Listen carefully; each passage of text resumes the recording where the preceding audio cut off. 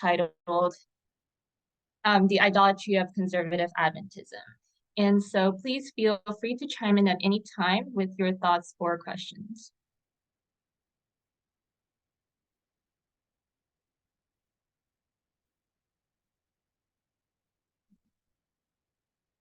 So what we'll be covering today, we'll be doing a review of the first 5 presentations by Elder Tess on December 2020 to January 2021. And we were looking at these 3 structures and specifically focusing on the In God We Trust model. Next, we're going to review the document, how the Constitution became Christian. We'll be getting an overview. We were getting an overview of the 3 Protestant movements there, and we zoomed in on the first Protestant movement. And then we're going to review the Covenanters, which were influential in the first Protestant movement. So after that review, we're going to go to the Idolatry of Conservative Adventism presentation on May 16, 2020. And here Elder Tess covers the Apis Bull, conservative Protestantism in 1798, and conspiracy theories. So basically, I just want to review what we have covered so far in my past presentations, and then I want to continue tracing that thread of Protestantism. I'd like to trace it back to when Elder Tess first started to study that.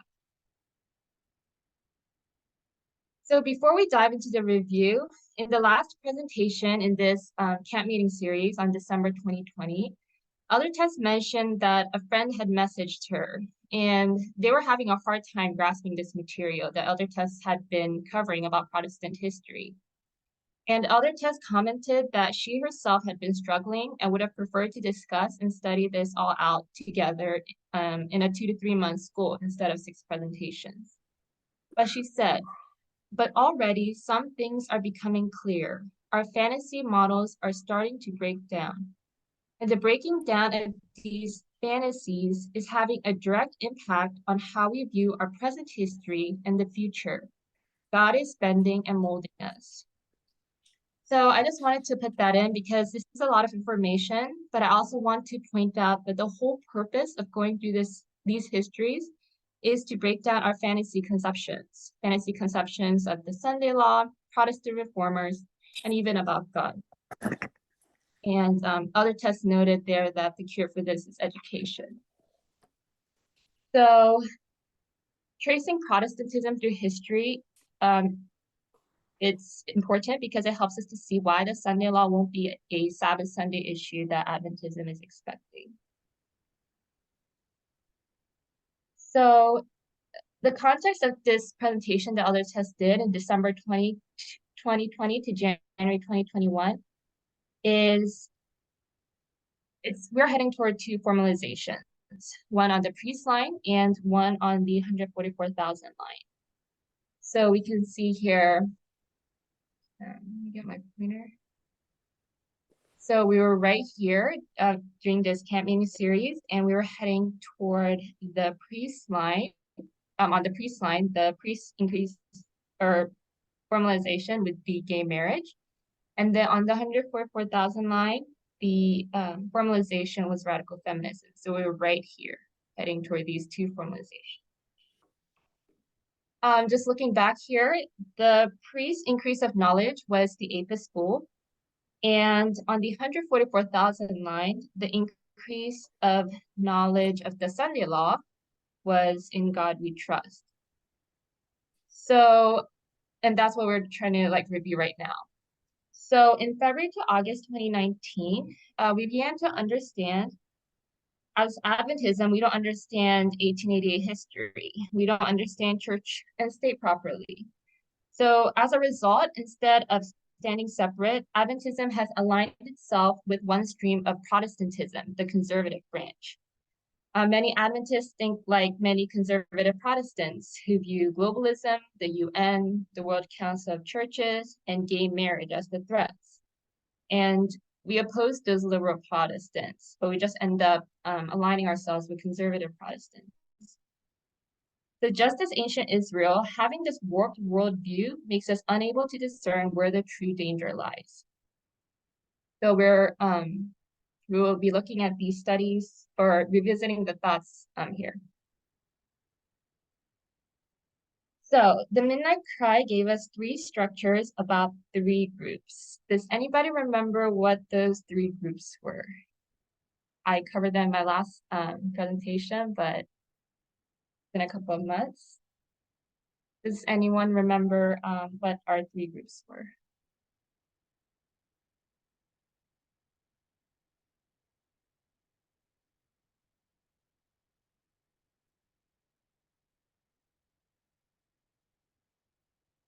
No one? Okay, so the three groups were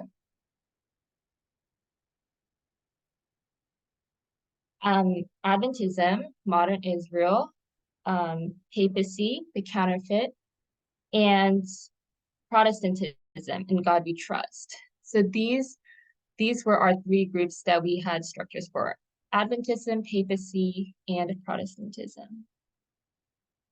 So we'll be focusing in on Protestantism, the In God We Trust model, because Ellen White said that Protestantism enacts the Sunday law. And can anyone give me the time periods for failure, success, and Protestantism? So in Protestantism, what were like the time spans that we marked that had to do with failure, and success? Does anybody remember that?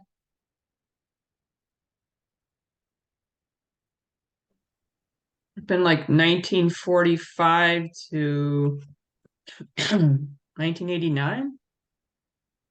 So which history are you talking about? The first, second, or third? Protestantism? Yeah, I mean, sorry. So I mean, for Protestantism, we have this failure, success. So what would be like the time periods we would mark for that? Hmm.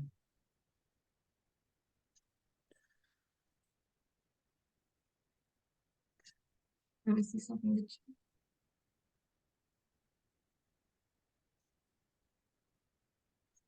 okay, so it would be 1863 to Okay. 1900, and that is the Christian Amendment movement. That's the history of that's a history of failure. We have 1940s to 1950s. That's about Judeo-Christian nationalism. That's another failure. And then we have our final history of success. That's from 1979 to the Sunday Law, New Christian Right. So for Adventism, papacy, and Protestantism, we can see these histories of failure, success, and we can mark time periods for that. And what we're specifically doing is focusing in on these three movements: 1863 to 1900, first movement; 1940s to 1950s, second movement; and 1979 to the Sunday Law. That's third and final movement that we mark. Okay, so we didn't read this before, but let's read this quote from Ellen White about the enactment of Sunday law. Could somebody please read this quote for us? I'll read it. Thank you. I have been much burdened in regard to movements that are now in progress for the enforcement of Sunday observance. It has been shown to me that Satan has been working earnestly to carry out his designs to restrict religious liberty. Plans of serious import to the people of God are advancing in an underhand manner among the clergymen of various denominations, and the object of this secret maneuvering is to win popular favor for the enforcement of Sunday sacredness. If the people can be led to favor a Sunday law, then the clergy intend to exert their united influence to obtain a religious amendment to the Constitution and compel the nation to keep Sunday. Thank you. So let's take a moment to think about this paragraph. I put this photo here, and it illustrates the three movements that we were just going through. So you can see 1863 to 1900, 40s to 50s, and 79 to, you can say, like Sunday law. So where is Ellen White standing in history when she's writing this paragraph on this photo? Like where would she be? 1888 history. Yep. And specifically, it would be, you can see it right here, 1989. So Ellen White is standing right here in the history of the first Protestant movement, 1863 to 1900. And this is a history of failure. So it says here that movements that are now in progress, and that is in 1889. That's around 130 years ago. So those movements are now dead. So yes, when she's saying movements that are now in progress, she's talking about 1889, right here, the history of the first Protestant movement. She also says here that there's an underhand manner, and Elder Tess said that that could be easily misunderstood. And then going down to the last sentence, what are they wanting to do? What are the Protestants wanting to do? Amend the Constitution. Yep. They want to amend the Constitution, obtain a religious amendment to the Constitution, and compel the nation to keep Sunday. So there has been a change in how the Protestants view the Constitution.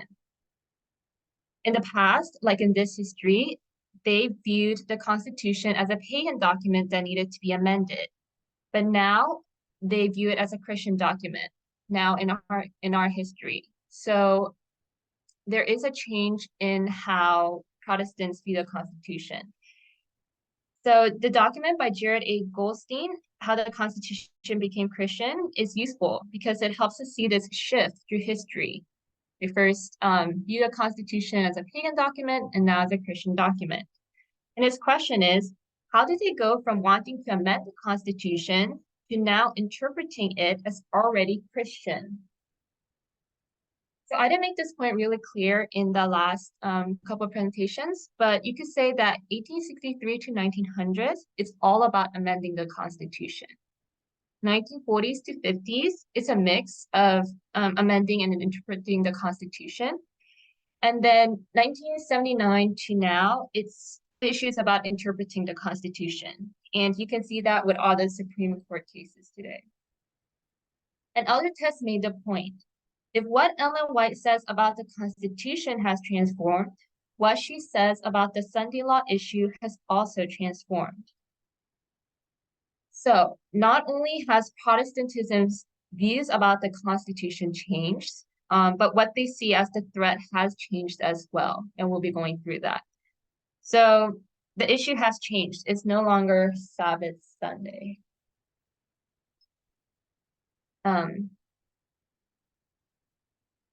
So we started to go through the document, how the Constitution became Christian. And we saw here that Jared Goldstein did a compare and contrast of these three Protestant movements up here. Does anyone remember how he compared them? What was similar about these movements? There was a threat. Yep, there was a group threat. So it was like this pattern that we saw. It was a similar pattern. Number one, there was a group threat to the Protestants' nationalistic framework, their conception of what America is. So the Protestants mobilized and made constitutional demands. So this is like the repeating theme we can see, a group threat that to the nationalistic framework, and so they make constitutional demands. And what was the contrast about these groups? How were they different?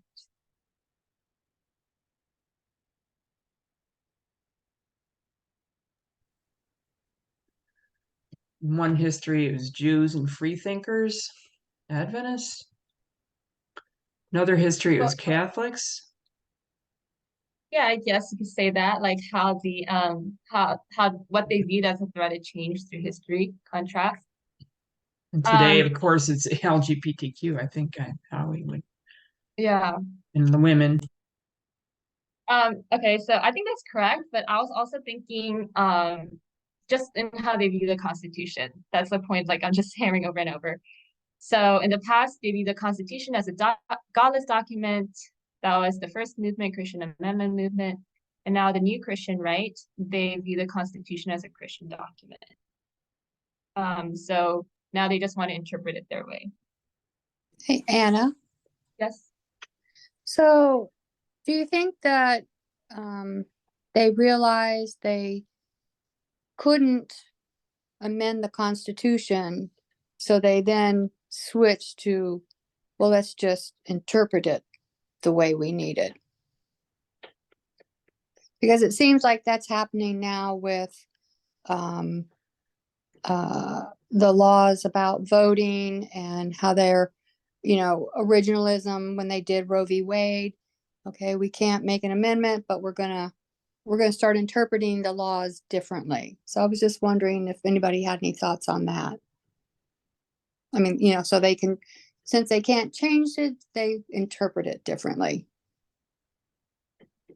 That's an interesting thought. Like I hadn't thought about like why they would have to switch from godless to When they Christian. say God, it's a godless document, can you expound upon that? What does that mean? So they view that they're like, so we'll go into this with the Covenanters, but if you look at the Covenanters, they thought the document was secular, it was putting God out of the nation, and so we needed to amend it to have God into we need to write God into the Constitution because it says the power is from we the people and not from God. So they were just pushing to put a mention of God in the Constitution, and the Civil War just kind of exacerbated that tension. They thought, oh yeah, it's a punishment for not having God. So it's a godless document according to how they interpret what is godless or what is not. Yeah. And I guess would agree with that because it's secular. It is a secular document, and yeah, God is not mentioned in it. I think. You have any thoughts on that? Well, specifically, they wanted to make it a Christian God. It was not just God in general. It was focused right on Christianity. Protestant God. It's not Catholic. It's not Jew. It's not Seventh-day Adventist. It's Just looking at that history there, 1863, that's right at the turning point of the Civil War, where the Christian pastor came out and said we need to put God in our coins. So yeah, so I think that's how it started, right? The Civil War there. And I think it's also interesting because I know said it's a Christian God, but it's also how they interpret what Christianity is. So, it's like how they interpret, what Christianity is to be. Then that's, it's like that's their basis, for saying this is godless or this is not. So yeah, it's interesting. It sounds like you're saying that they're making God in their own image. yeah. Greg will be coming back to that theme. Yeah. And also too, there's the consistency of consistency of a group or fear that carries out through history that we ever see in today. It's always this the Protestants are threatened by someone or something, and that is such a successful method of garnering support, I think. Fear mobilizes. Yes, yeah.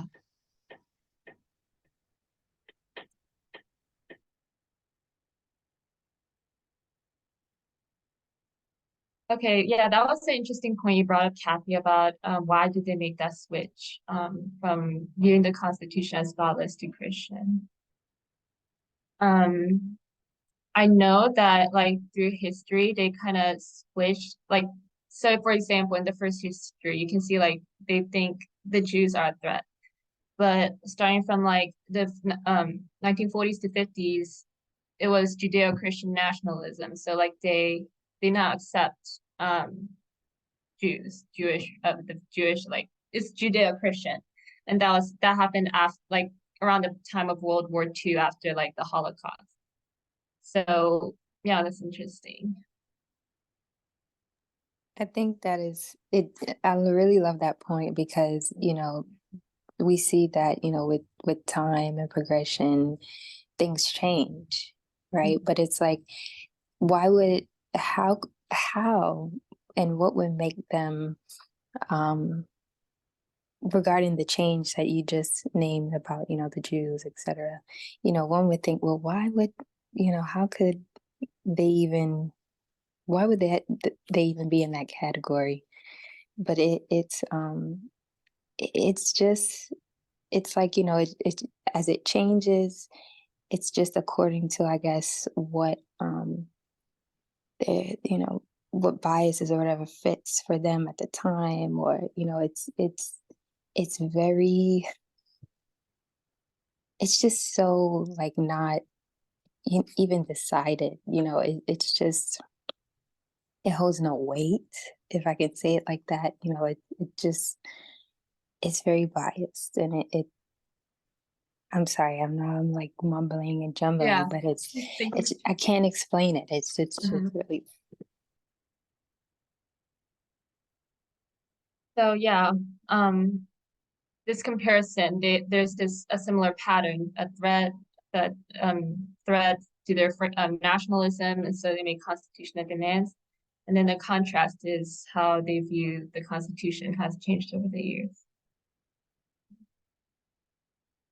So we went to the book The Evangelicals by Francis Fitzgerald because we wanted some background to this first Protestant movement. So we were going to study, so we were focusing here, and we wanted some background history to this 1863 starting point. So from there, we drew out the points that the South had already a strong church-state relationship. So the fights in the first Protestant movement, such as with the National Reform Association, was in the North. So you could say, like in the first Protestant movement, the fight was in the North. The South was just already church and state, so there was like no struggle. And we also, from that book, we looked at this split in Protestantism, and this is important. In the First Great Awakening, we had old side versus new side. You could say that was in the 1700s. 1800s, Second Great Awakening, you have old school versus new school. And then in the early 20th century, we have the fundamentalist versus modernist controversy, 1900. So we can see the split between conservative and liberal, old, new, fundamentalist versus modernist. And we can basically see the split within Protestantism through history. And we know that here in the 1800s, like around the Second Great Awakening time period, the split can be illustrated by two schools.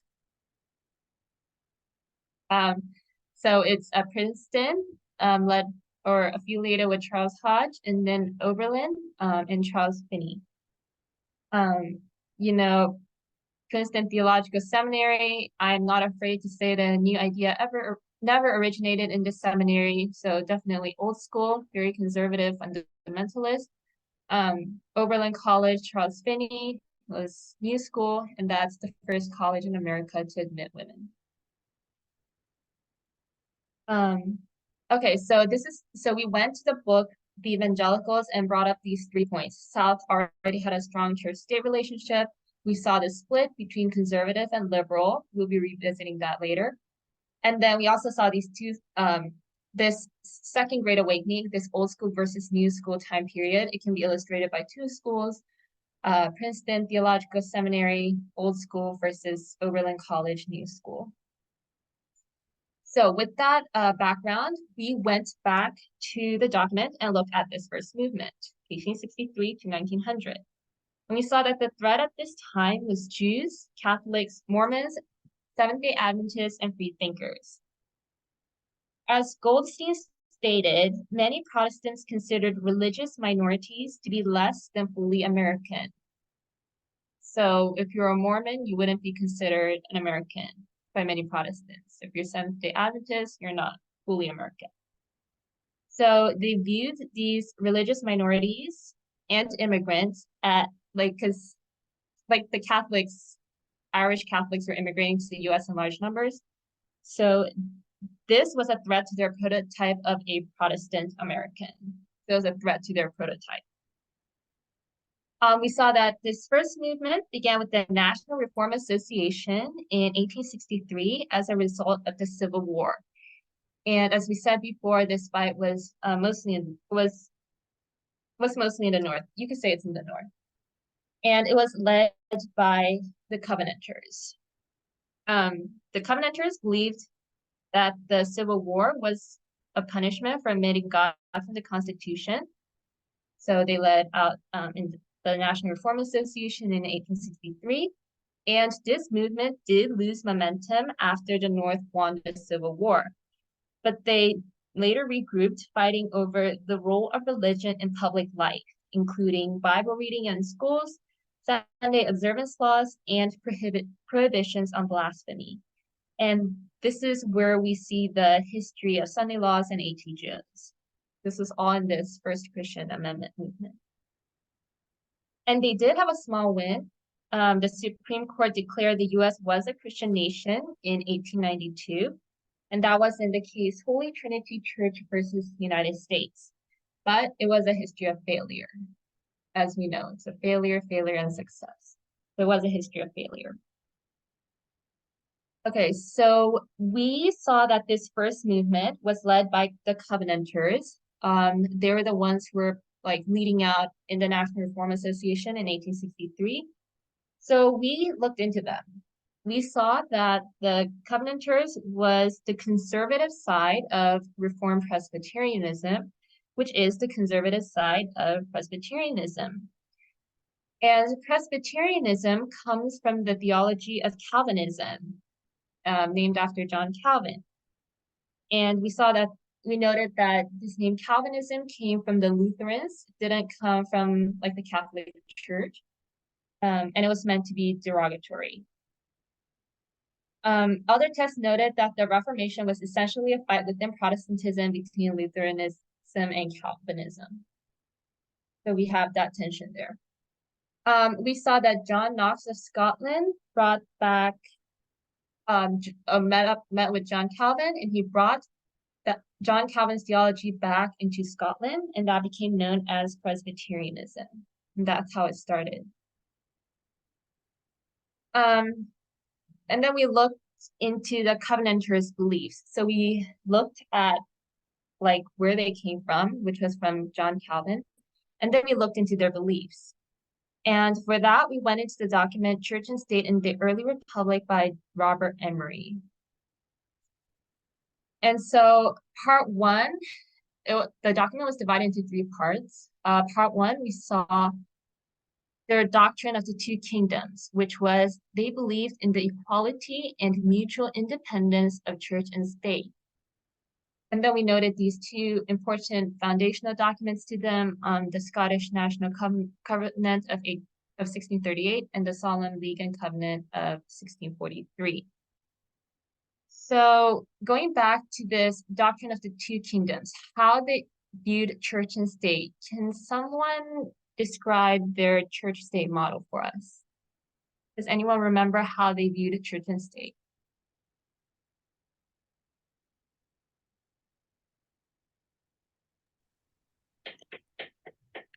The church was over the state because the state is secular and they are unable to communicate with God.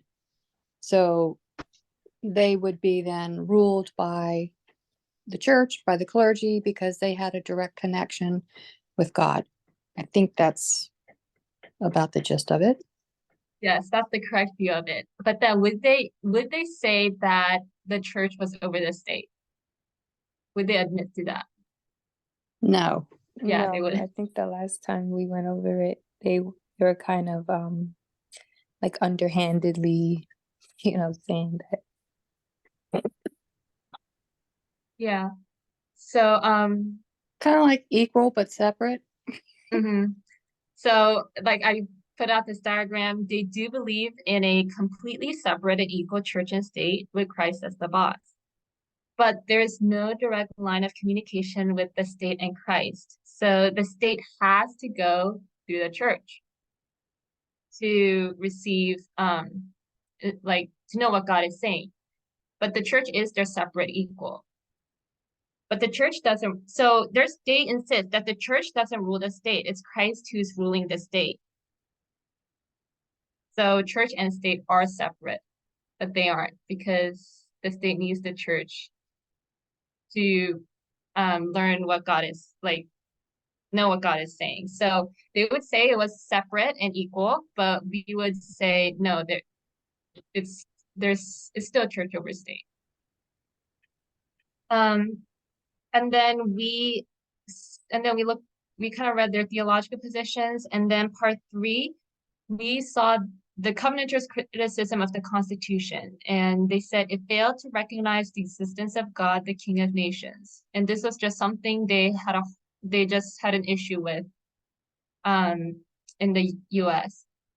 because so they believe in this like church state model, and when they came back in like Scotland, and when they came to the US, just the fact that God was not in the Constitution, there was no mention of God, they were just criticizing that all the time. So we can kind of see that their criticism of the Constitution is a proof that the Constitution is not a Christian document. Yeah, through that criticism. And then we read some A.T. Jones quotes, and we saw that he was well aware of the Covenanters and their church-state model and what they wanted for America. So as he was fighting during this time, he knew where the danger was. Okay, so we have just covered the first Protestant movement, and that was from 1863 to 1900. So before we continue studying about the second and third Protestant movements, I just want to circle back and expand the thought that we don't understand 1888 history correctly, and we have a fantasy idea of the Sunday law. As a result, Adventism ignores that Protestantism is split and basically ends up aligning with conservative Protestantism and their worldview. And this is just like ancient Israel. They had a wrong view of who Christ was and were thus unable to see their danger and recognize the Savior. So we covered, remember how we talked about the split in Protestantism, old school and new school? So we can trace these two streams in Protestantism from the time of the end, 1798. So we wanted to go back and see where Elder Tess talked about conservative Protestantism, and that was in the presentation, Idolatry of Conservative Adventism. And so I just want to look into that. And then even though we're focusing on tracing the thread of Protestantism through history, I don't want to lose the context of how Elder Tess presents the information, because we know that it's not just about history. These dates and facts are meaningless unless we see and connect them to the great controversy. We're going through these histories because they're what God has highlighted to help guide us in a mess of events and learn lessons for our own time. So this study, Idolatry of Conservative Adventism, presents the external events in America in 1798. And that's what we want to look at. We want to kind of be able to trace this Protestant history. But it is in the context of the Apis Bull and how we Adventists have imbibed Protestant conspiracy theories.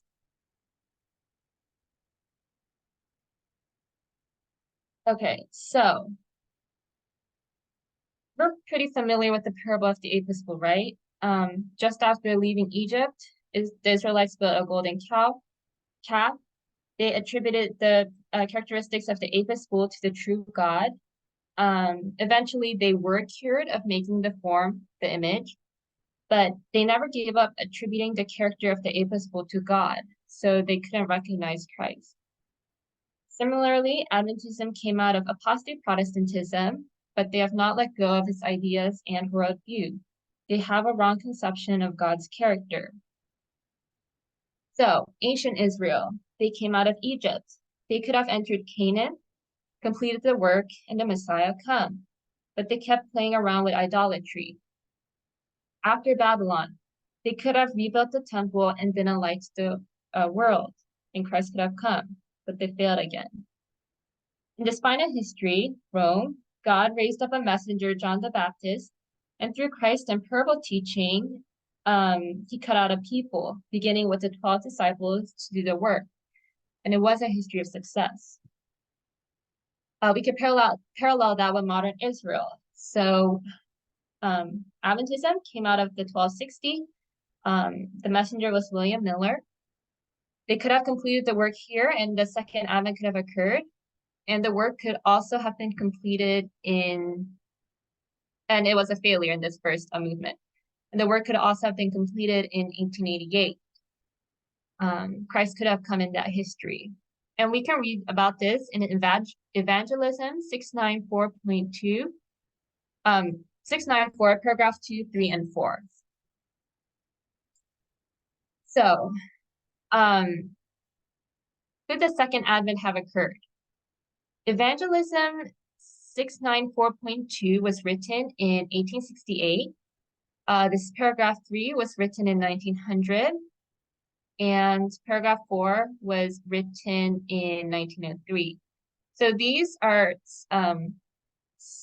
like paragraphs in sequence in the book Evangelism, but in reality, they're written 32 years apart from the first or from the second and third paragraph. And then from this third and fourth paragraph, it was written over a period of, or this third paragraph was written, or fourth, was written 3 years later. So this whole thing was written over a period of 34 years. So let's read about what Ellen White says about Christ could have come in 1888. Could I have a volunteer read this for us? Deferred in mercy. The long night of gloom is trying, but the morning is deferred in mercy. Because if the Master should come, so many would be found unready. God's unwillingness to have his people perish has been the reason of so long delay. Testimonies for the Church, 194. Thank you. Evangelism 694.2, yeah. Thank you. So this was written in 1868, and so this was written a few years after 1863, which we mark as a time that Christ could have come. And it says here that Christ's coming has been delayed because the people were not ready. So Elder Tess makes this comparison. The morning is deferred. It's repeated and enlarged in the Master's coming. So morning is deferred. It's talking about the Master's coming. And it was deferred in mercy. And the mercy was because many would be found unready. So Elder Tess made this little comparison here. Moving on, the work might have been done. Had the people of God had the purpose of God been carried out by his people in giving to the world the message of mercy, Christ would, ere this, have come to the earth, and the saints would have received their welcome into the city of God.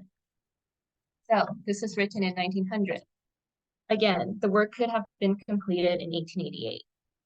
I know that if the people of God had preserved a living connection with him, if they had obeyed his word, they would today be in the heavenly Canaan. And this was written 3 years later in 1903.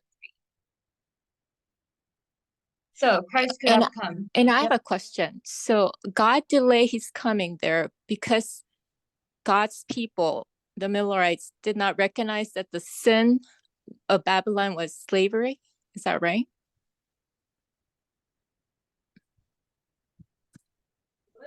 Why did it defer there? God's people were not ready. Because why?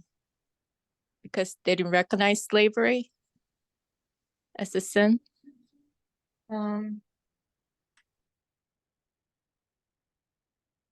Yeah, or I guess- anybody else that can answer. Yeah. Wouldn't that have been the test of 1850? At the Fugitive Slave Act? So in 1850, they went into Laodicea. I think it's early writings. You've got 2 back-to-back chapters. You've got the test for the world, which is Spiritism, or the deception for the world. And then you have the next chapter is covetousness. And you have the test for the church, or the deception for the church is covetousness. And in those days, Laodicea, covetousness, lands, money, wealth, comfort. So instead of giving the loud cry after the Sunday law in 1850, they went into Laodicea.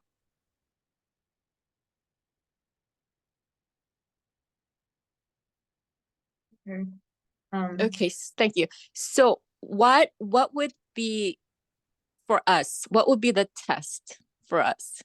Is it land, money, and wealth? Is that the Laodicea? What is it? Just to make sure that we don't make the same mistake, defer crisis coming even more. Just to, compare contrast with our history. I think you could say maybe the Laodicean condition in our time is like imbibing in apostate Protestant, the atheist school, just having imbibed the Protestant worldview, conspiracy theories, forming a God in our own image, having a wrong conception of who God is. Elder Tess also mentions it as Phariseeism. Yeah. Pride.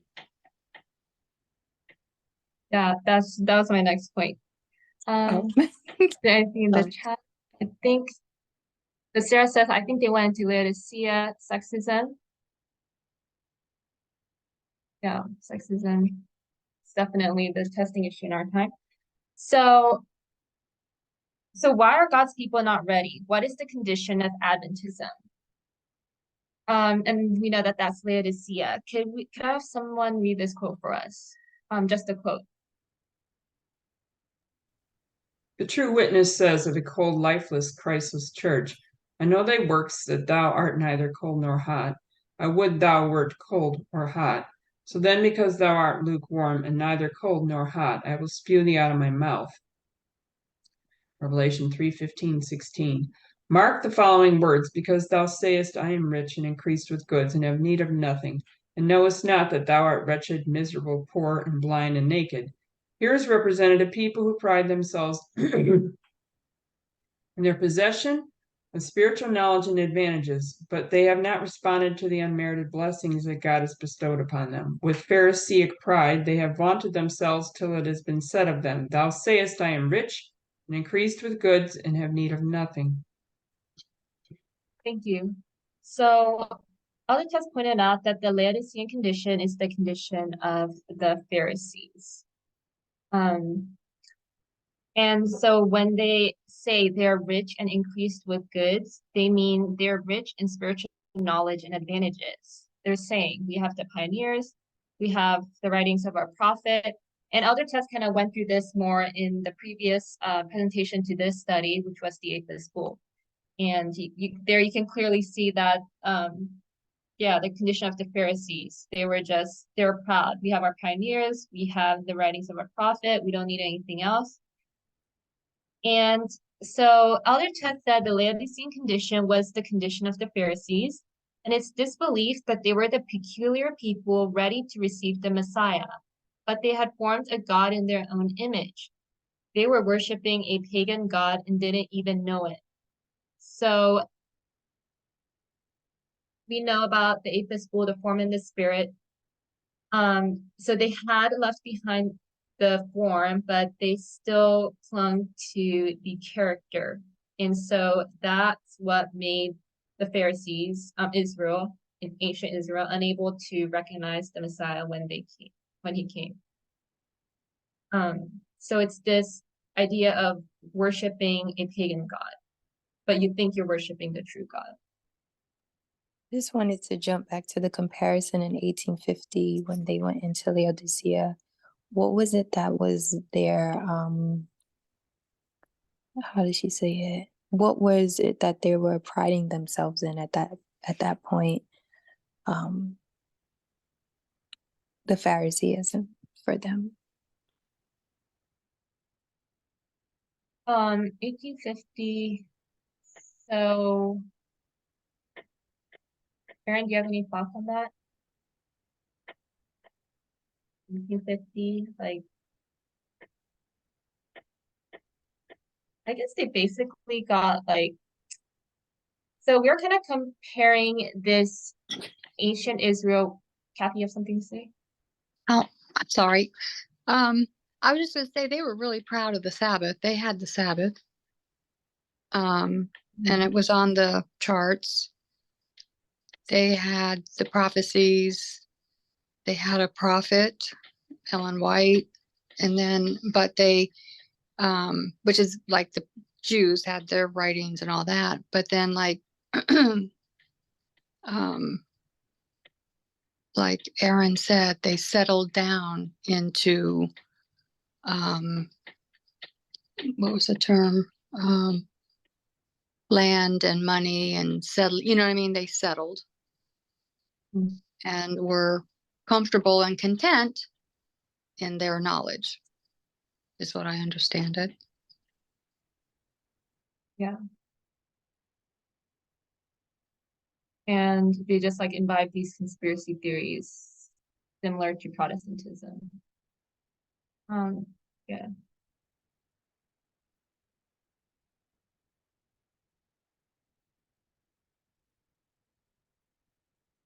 Okay, so moving on.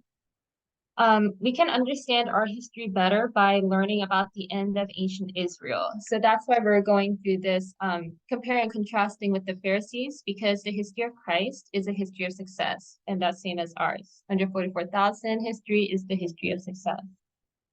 And others has made the point that we can also learn from how our church began, beginning of modern Israel.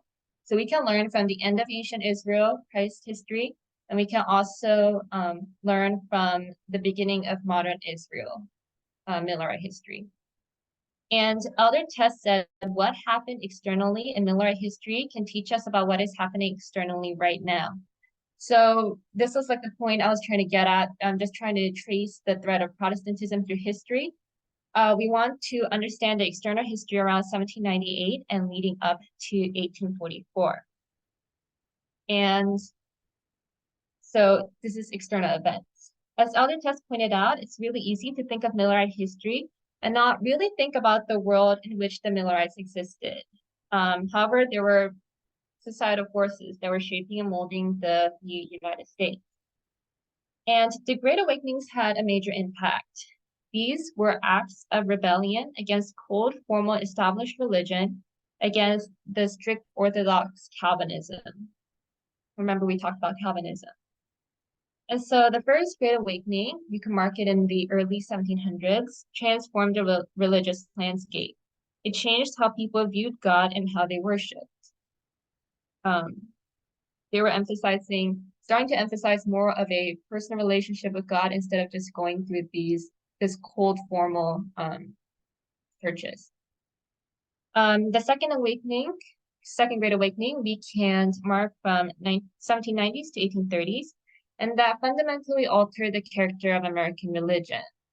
It happened through camp meetings, so we weren't the only ones doing them. And Adventism, we grew out of the Second Great Awakening. It was here that Miller converted from being a deist to Protestant. And when we read about Ellen White's early religious experience, that was also in this time period of the Second Great Awakening. So Adventism is a religion that grew out of the Second Great Awakening, and Mormonism is also another religion that grew out of the Second Great Awakening. Elder Tess kind of mentioned it as a twin to Adventism. So this is an oversimplification, but we can say that there was a radical change in Protestantism in the First Great Awakening, in the Great Awakenings. So it's like the old order versus the new order, conservatives versus liberals.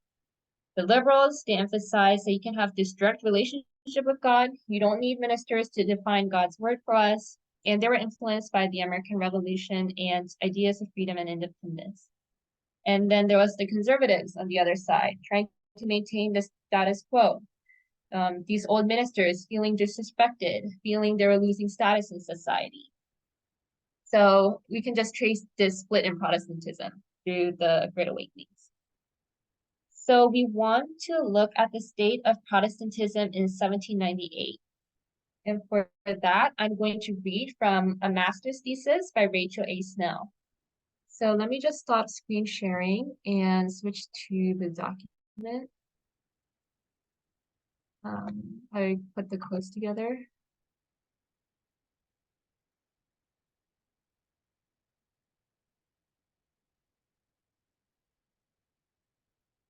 Okay. So we're going to read from this master's thesis. It's titled Watchmen of the New Jerusalem. Jedediah, Anna? yep. I'm sorry to interrupt. Is it possible to make the words a little bigger? Okay, sure. I'm sorry, I'm on my phone. No, Oh, that's good. okay, wait. Thank- Can you see that little like bar at the top where it shows like the toolbar for Word? Are you Yes. seeing it? Yeah. Okay. So let me redo it. There you go. Yeah, but I just, okay, do you want me to make it bigger?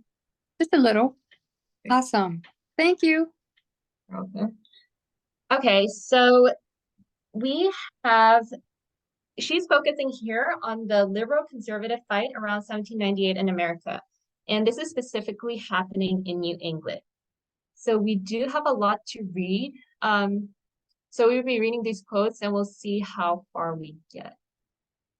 Could somebody please read this first quote for us? It's talking about the history before 1790s. So kind of giving us context.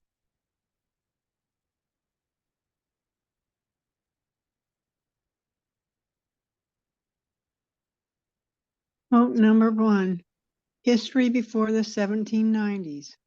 Generations before the Revolution, New Englanders maintained the importance of a cooperative relationship between religion and government, public virtue and public duties, coupled with republicanism and liberalism.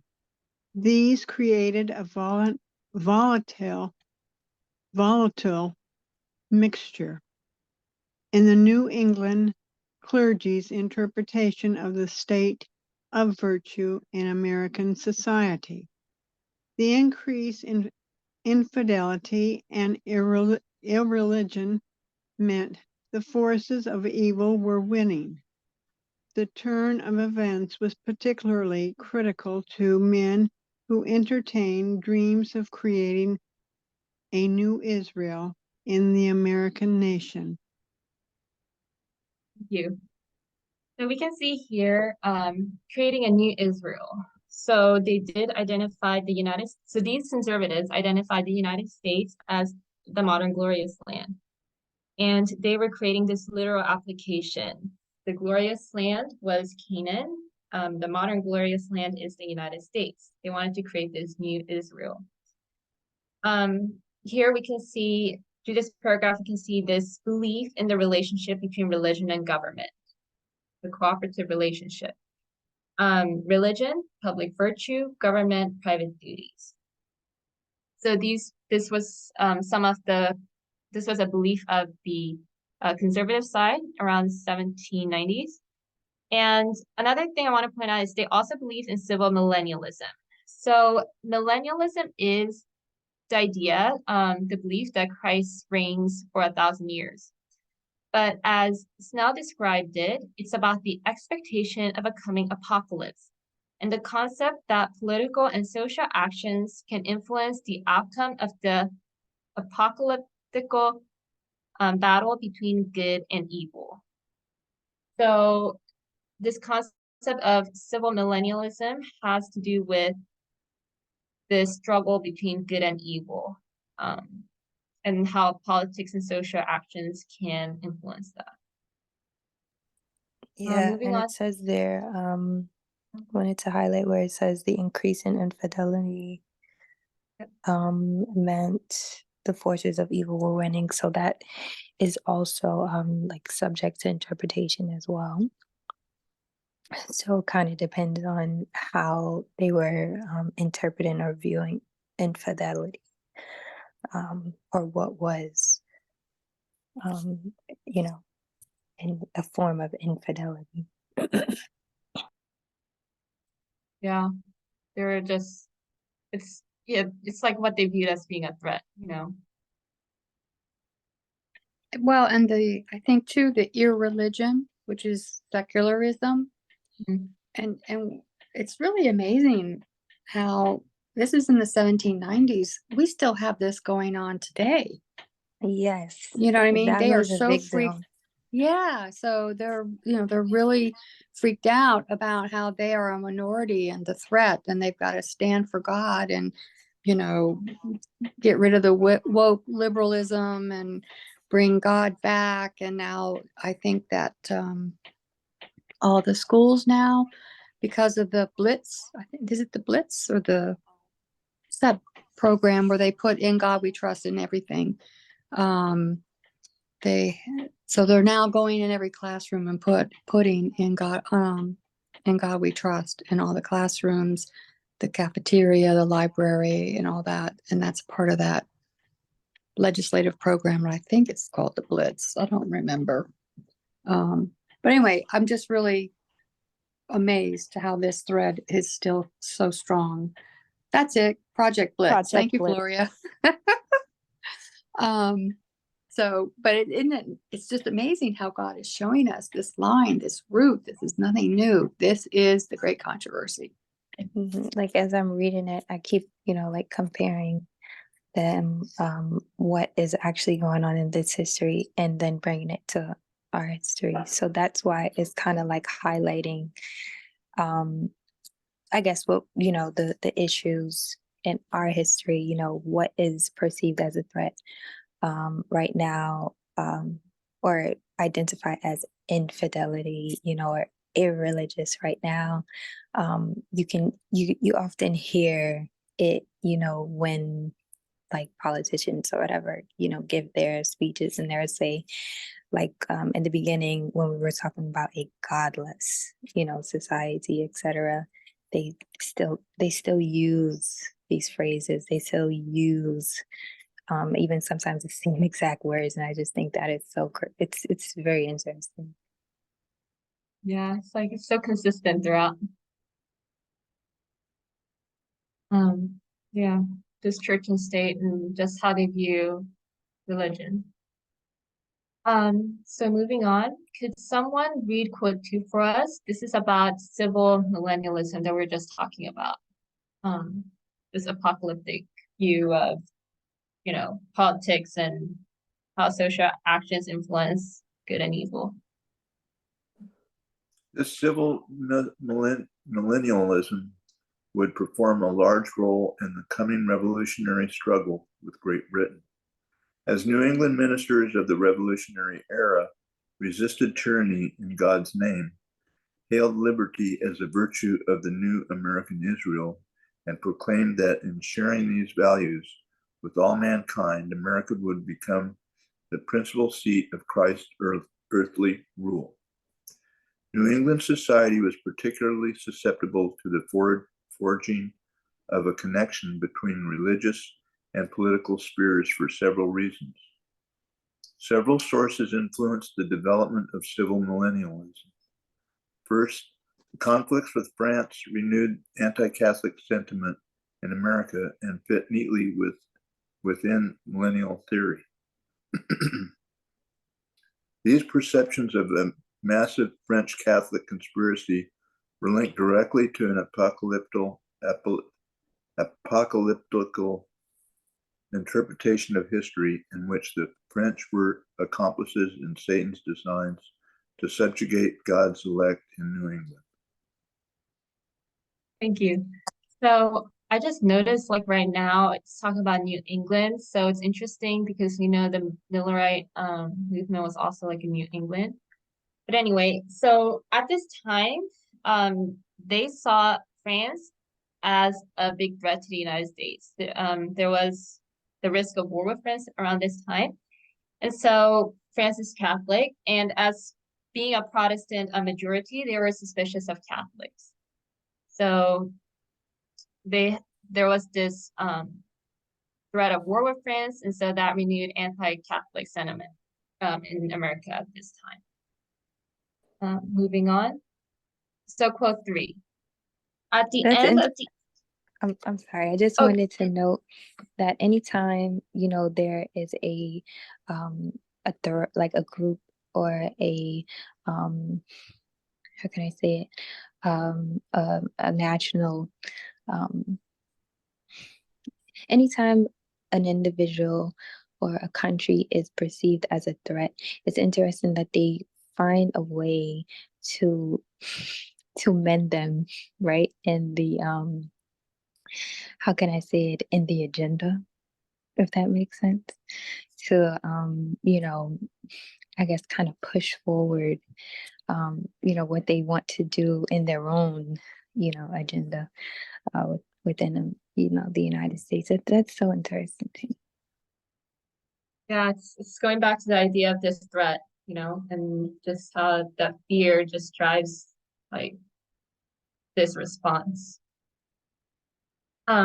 So quote 3, at the end of the 18th century, there was enormous popular interest in the apocalyptical books of the Bible. This upsurge in the popularity of millennial thought during the early republic was fueled by the drama of recent events. Millennialist rhetoric predicting Christ's return to Earth also expanded. Millennialism thrived on dramatic events, such as the episodic colonial revivals or the 7 Years' War, and the revolution proved an efficient incubator for yet another cycle. So here it's end of the 18th century. We know that that is 1798, and she's saying that there was interest in the apocalyptical books of the Bible, so Daniel and Revelation. So this is consistent with how we understand it. And it's interesting that here she's just talking about how this was a troubled time period. It wasn't like this time period where it was just slow. There were things going on. Great Awakenings, the American Revolution. So that's like the background to like the Miller, like where the Millerites were living. Moving on to the next quote. Here she's going to introduce the conservative faction and its leader. The conservative clergy, led by Jedediah Morse, believes the decay of public virtue, the rise of evangelical faith, and democratic Republican politics posed the greatest threats to their social power.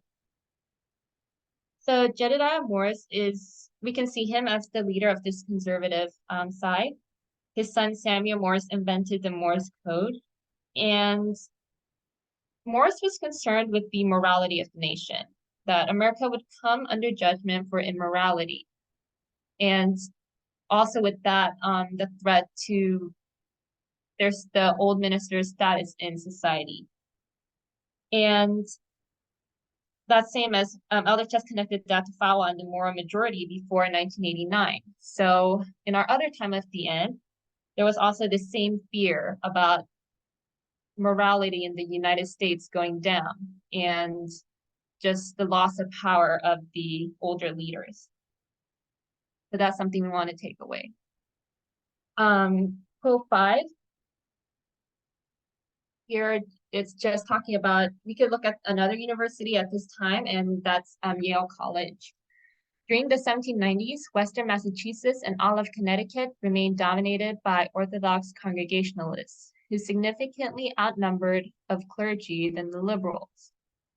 Yale College, located in the old Calvinist territory of Connecticut, was a bastion of Orthodox Old Calvinism, and Timothy Dwight, its president from 1795 until his death in 1817, would be a crucial ally of Jedediah Morse.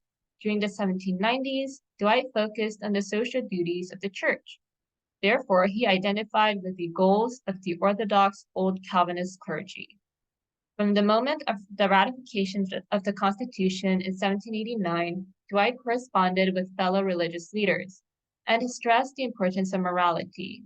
He warned that the new Constitution, however indispensable as a purely negative system of restraint, will neither restore order nor establish justice among us unless it be accompanied and supported by morality among all classes of people. Echoing the arguments of the conservative clergy throughout southern New England, Dwight advocated a public role for the clergy as society's moral monitors. So again, this concern for enforcing morality. The Constitution is good so far, but the people have to be moral.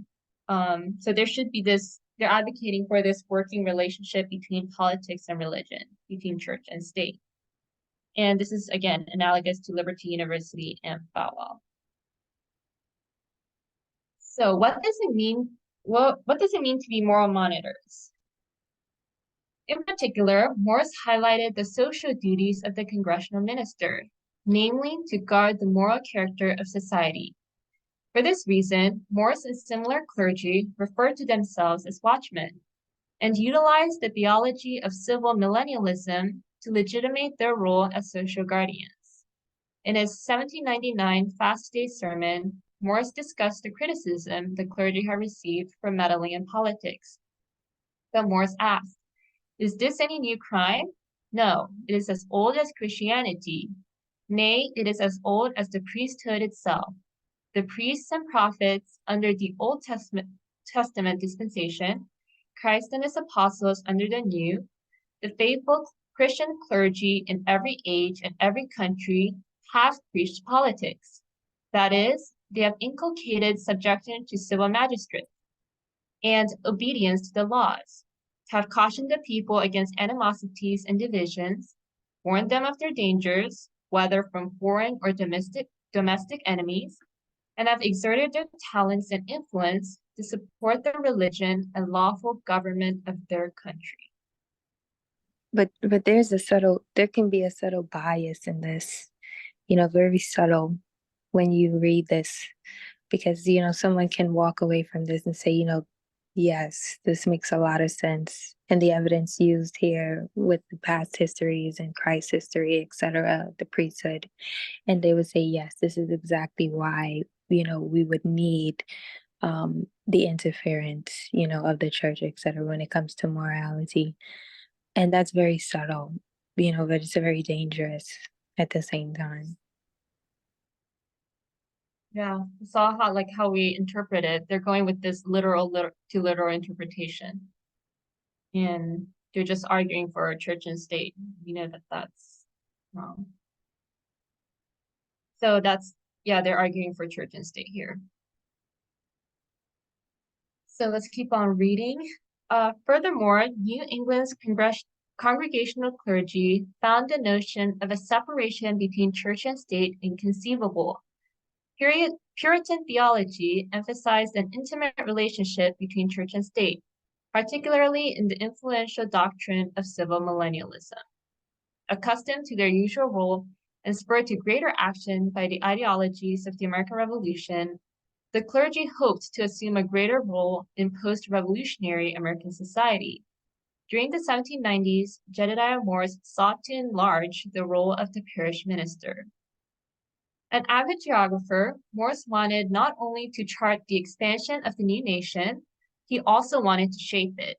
In his major work, The American Geography, he assigned the clergy a large role in maintaining Connecticut's happiness by serving as a check upon the overbearing spirit of republicanism. He even suggested that when ministers preached the annual election sermons in the New England states, they should submit histories of the events of the past year for reference in settling any political disputes and preventing the rise of political factions.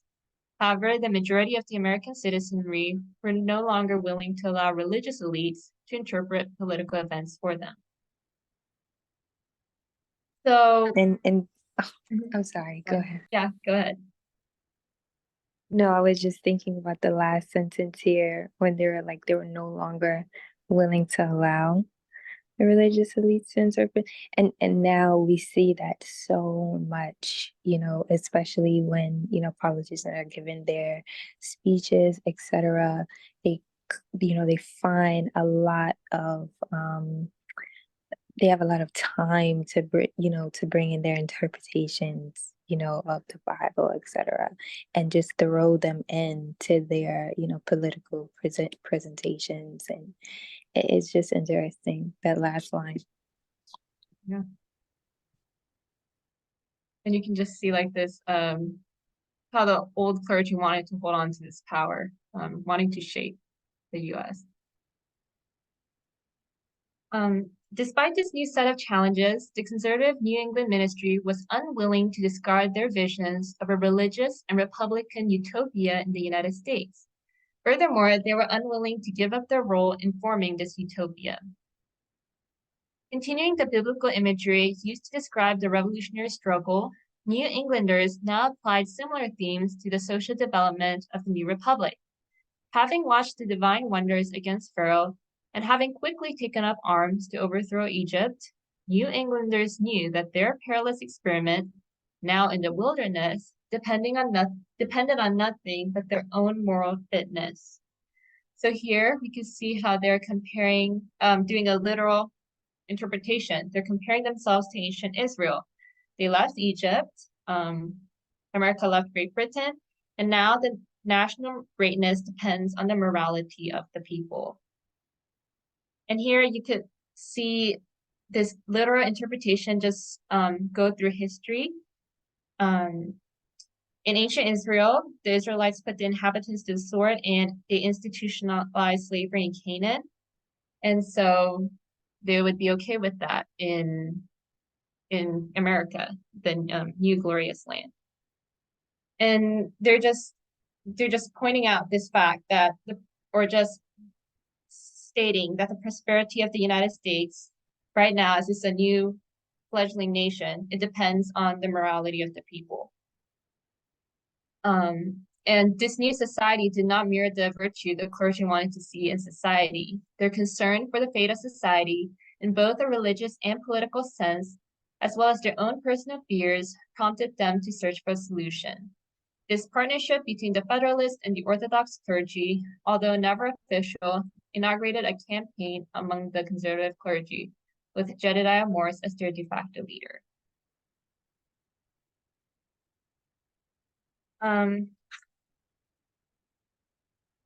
So, what was happening in the state during this time? John Adams was the president in 1798, and there was this upcoming election in 1800, and he wants to get reelected. And Jedediah Morse supports John Adams.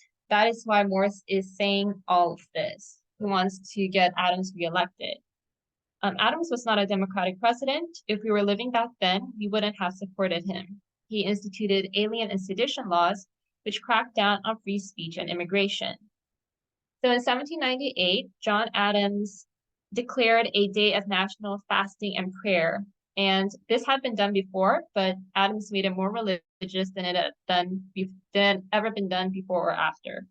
This is because he was facing pressures on his administration. So, quote 8, John Adams fast days.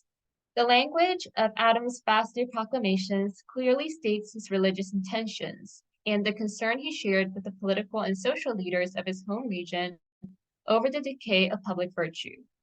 Call to mind are numerous offenses against the Most High God.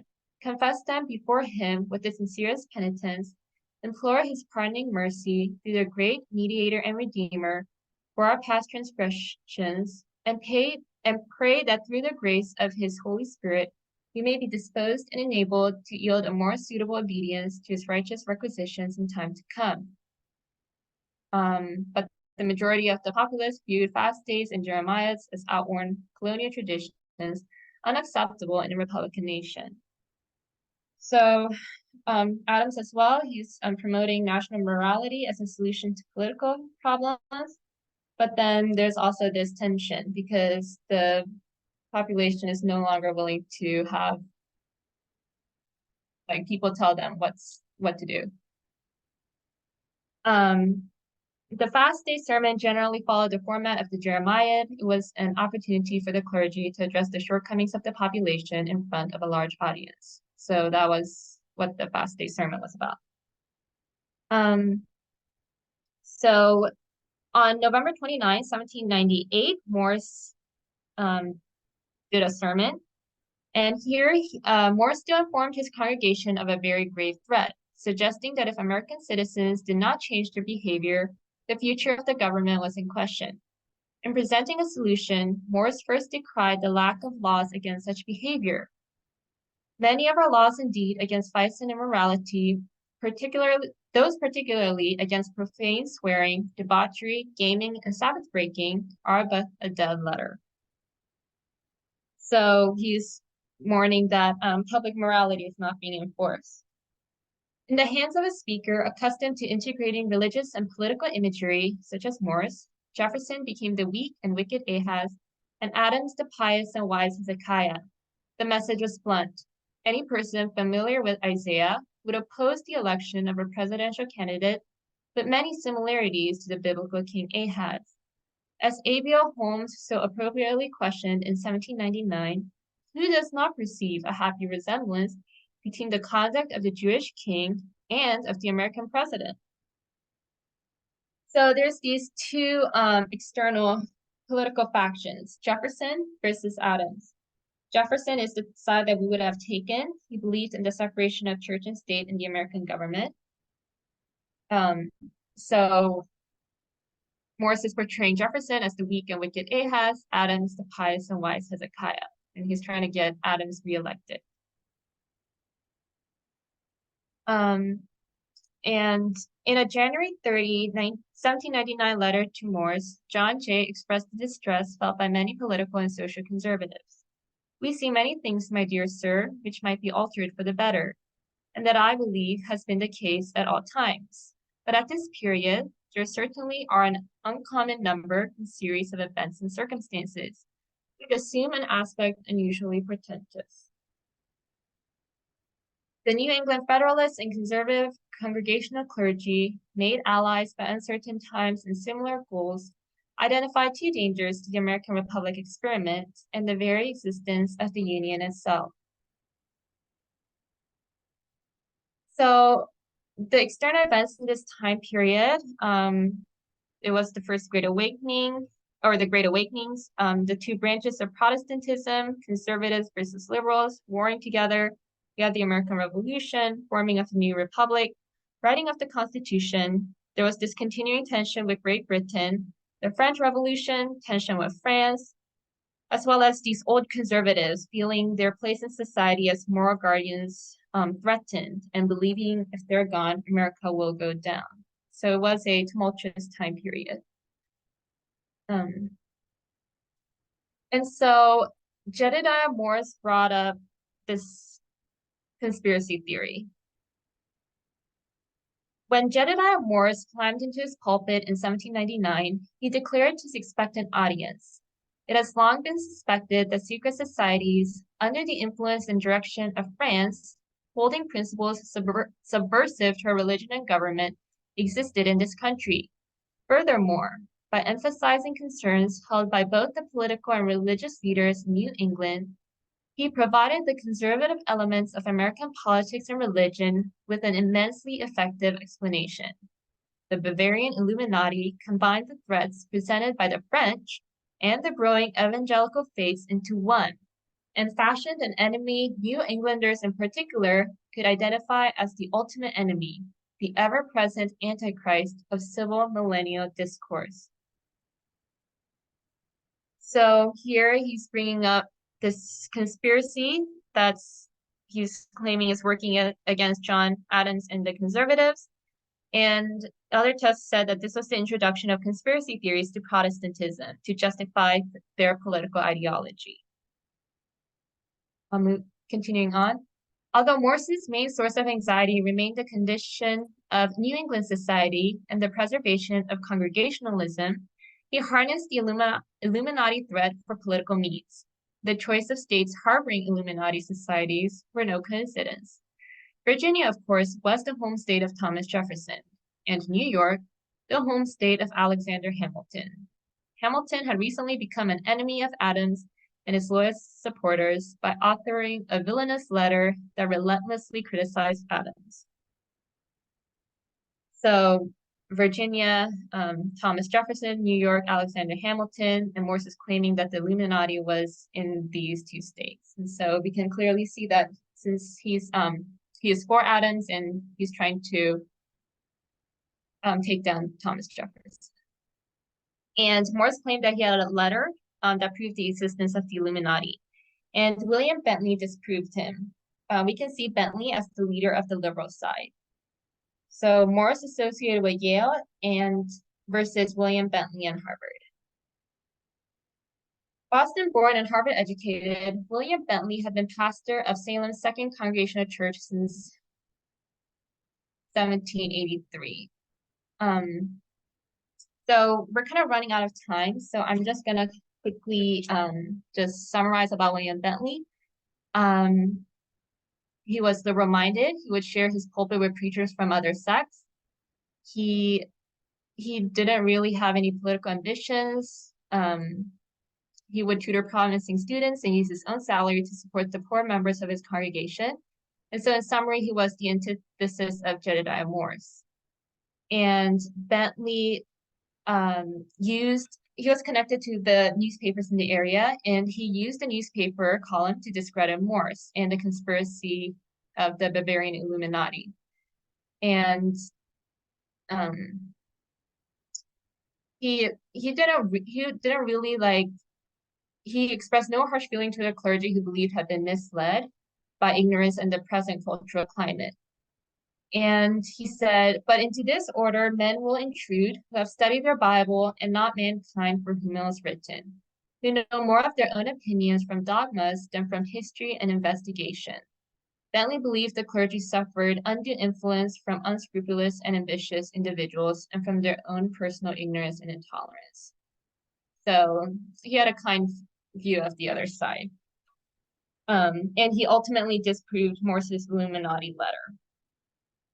And other tests said that we've been looking at the Protestant split at our first time at the end, and we know that Protestantism was split before 1989 as well. So we can trace this theme through the time at the end. And in 1989, the liberals supported the civil rights movement, but the conservatives, they believed in institutionalized segregation because of their literal interpretation of ancient Israel. And so other tests said from the first time at the end with John Adams to the second time at the end with Reagan, the tactic for defending political views is conspiracy theories, the tactic of the conservative side. Okay, so in summary, we reviewed how the Constitution became Christian and how it gave us a broad overview of the Protestant movements in history. And then we took a closer look at the split within Protestantism that we can trace from 1798. We looked at this time period and saw that it was a time of social upheaval and change. It wasn't this like slow, nothing was going on time period. There was a lot happening. There was the American Revolution, forming of the new republic, writing of the Constitution. There was this continuing tension with Great Britain, the French Revolution, and tension with France. And there was also, along with this, was these new ideas of freedom and equality, both in the political and religious arenas. The American Revolution, we have freedom from Britain, and now they're saying, why do we need these men to define the word of God for us or to tell us about our spiritual condition? We can talk to and understand God correctly. So these ideas of freedom and independence. And then we read from Snell's thesis and focused in on the conservative side of Protestantism. Old conservatives, feeling their place in society as moral guardians threatened and believing if they're gone, America will go down. They feared for their status in society and for America's future as a fledgling nation. And so they pushed for national morality and enforcing that. In 1798, Jedediah Morse was the leader of the conservatives. He supported John Adams in the upcoming election of 1800. He combined the fear of Jefferson winning and the fear of war with France and introduced the conspiracy of the Catholic Bavarian Illuminati. And he claimed that it was housed in New York and Virginia. again, trying to discredit Jefferson. And then we saw William Bentley, we can see as the leader of the liberal side of Protestantism at this time, and he ultimately disproves Morse's Illuminati conspiracy. And this was all in the context of how we have not let go of the idolatry of conservative Protestantism, just as ancient Israel had not let go of the idolatry of the Apis bull. And that makes Adventism unready for the second advent, just as Israel of old was unready for Christ's first advent. So we covered all this history.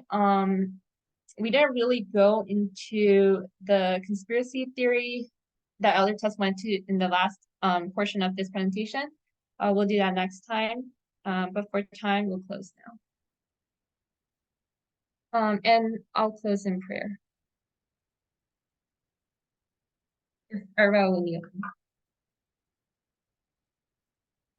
Dear God in heaven, thank you for all the terrible things given to help guide us and anchor us at the end of the world. Thank you. Help us be able to discern the events around us correctly and not have a fantasy idea of the great test. Thank you for your messages of equality and for just helping us to reach a higher standard. May we continue to study so that we can understand more clearly who you are and what your character is like. And in doing so, help us to become more like you. Thank you for this Sabbath and for all of your blessings and mercies. Please continue to be with us the remainder of this Sabbath day. In Jesus' name, amen.